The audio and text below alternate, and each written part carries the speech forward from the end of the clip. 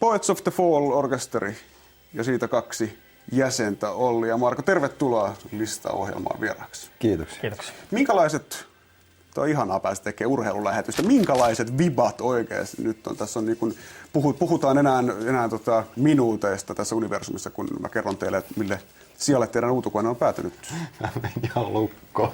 En pysty edes miettimään tuollaista. Kyllä tässä kisakatsomus alkaa lämpenee pikkuhiljaa tunnelma. Siis tämmöinen niin rockin soittaminen, rockilistan seuraaminen on ainoa mahdollinen, missä pystyy tulemaan periaatteessa suorituksen aikana niin kuin samaan aikaan jännittäjän puolella niin kuin kisakatsomossa. Melko skitsofreenista. Niin joo, totta. Mutta ei se niinku mikään vaikea temppua. Eikö ole vaikea temppu? Joo, Revolution Roulette-niminen on siis teidän 3. levynne. Jotain on muuttunut. Tuttua Poets of the Falliahan sieltä löytyy, kun sen levyn useampaan kertaan kuuntelin, mutta niin kuin haastattelustakin on saanut lukea, että vähän rockimpaan suuntaan mennyt. Minne pojat piilottivat popin?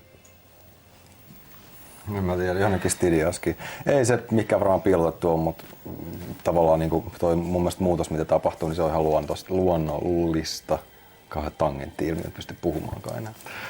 Niin, siis kyllä me aika niinku, jo pitkä aikaa sitten päätettiin nämä 5 ekan levyn raamit, voisi sanoa. Tavallaan. Niin ikään kuin se oli tiedossa, että tämä levy on tällainen. Meillä on jo seuraavankin levyn konsepti tiedossa. Ja se tulee olettaa sitten vähän toiseen suuntaan, mutta että joka tapauksessa niin kyllähän se poppi siellä on, mutta nyt niitä biisejä vaan on ehkä vähän vähemmän. Että kyllä sielläkin muutama pop-kipale löytyy. Joo, ja sitten nimenomaan tämmöistä aika slovariosastoa rupesi löytymään sieltä, mikä tämmöisiä niin hempeätä, kaunista. Taitaa olla jonkinlainen trademarkki meille, että meillä on sitäkin osastoa siellä silleen. Ja kyllä se niinku vaatii vastapainoksi, varsinkin niinku tuossa on kuitenkin monta raskasta biisiä, niin mun mielestä sit täytyy olla tosi softeja sitten ne pehmeät biisit siellä, tähän balanssiin. Niin, että pysyy balanssi. Niin just.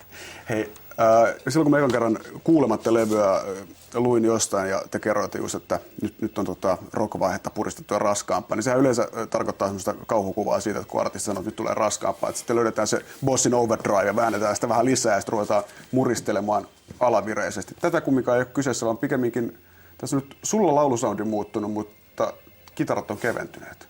Sä ärjyt. Kitarat kevenee. Niin se on oikeastaan varmaan siinä, tiedätkö, silleen, että vaikka taustoissa tapahtuu mitään, niin se laulajan soundi määrittelee vähän sitä, että mikä se on. Mutta tolle vaan levylle teeman mukaan tuli semmosia biisejä, mitkä piti tulkita sillä tavalla, kun ne on tulkittu. Ja sitten tietysti siitä on hyvä sen jälkeen niin kuin veistellä, että väännettiin vähän distortiopedaalista nuppia kovemmalle, että nyt on rankempaa kamaa.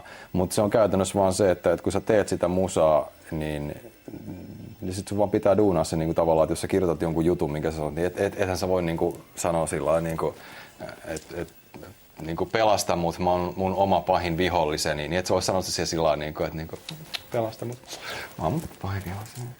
Kyllähän siinä niinku jos sä teit sen. Niin, voit sä tehdä se, mut niinku, kuinka uskottavaa se on se sillä, että kyllähän se täytyy niinku mennä siihen juttuun ja tehdä se niin kuin se pitää tehdä se juttu.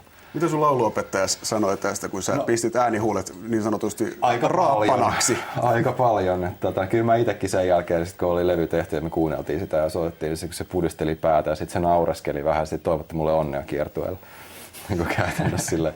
Mutta sitten kyllähän mä oon opetellut ne biisit laulamaan, koska keikkatilanne on kuitenkin ihan eri, siellä on ihan eri volataso ja se intensiteetti ja muuta. Mutta se pitää siihen levylle saada se sama intensiteetti jotenkin. Ja toi on kuitenkin aika tommonen maanis, hysteeris, skitsofreeninen toi levy sillä tietyllä tapaa. Niin, kyllä mä luulen, että se live-tilannetta varten tai live-tilanteessa niin se pelaa ihan niinku iteksiin, tiedätkö, sillä lailla, että mun ei tarvii edes kauheasti vääntää siellä. Mä oon oikeasti yrittänyt opetella laulaa niitä biisejä sillä lailla niin iisimmin. Mä voin vetää ne ilta toisen jälkeen ne samat jutut. Se on rankkaa kurkulle semmoinen pitkät taas aika huutaminen. Palataan kohta teidän kanssa ja nimenomaan noihin konsertointitilanteisiin enemmän. Top 10 debytoi tällä viikolla muun muassa tämä seuraava artisti, joka isommalle kansanosalle ehkä tuli tutuksi sellaisista laulukilpailuista kuin Eurovision Song Contest, kylläkin nämä Suomen karsinnat.